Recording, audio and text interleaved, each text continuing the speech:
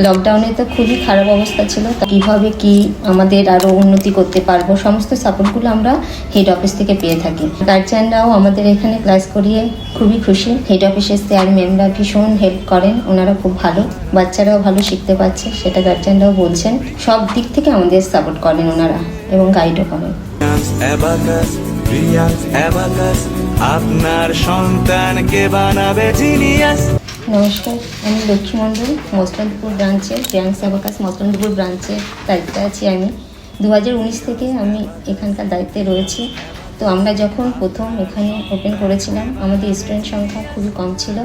লকডাউনে তো খুবই খারাপ অবস্থা ছিল, তখন আমরা রীতিমতো অনলাইন ক্লাস চালিয়ে আমরা স্টুডেন্টকে ক্লাস করিয়েছি বা শিখিয়েছি। তারপর আস্তে আস্তে আমাদের এখানে ভালো উন্নতি করেছে। আমি এখন দুটো ব্রাঞ্চে হেড আছি, মসলানপুর ব্রাঞ্চ আর তিনামতলা ব্রাঞ্চ। এখন আমাদের স্টুডেন্ট সংখ্যা ভালোই আছে, 100 কমপ্লিট করে গেছে। স্টুডেন্টদের দিক থেকে আমরা বেশ গুড নিউজই পাচ্ছি। আর আশা করি আমার দিক থেকে আমি যতটা সম্ভব আমি চেষ্টা করব আরও উন্নতি করার জন্য। আর গার্জিয়ানরাও আমাদের এখানে ক্লাস করিয়ে খুবই খুশি, বাচ্চারাও ভালো শিখতে পারছে সেটা গার্জিয়ানরাও বলছেন।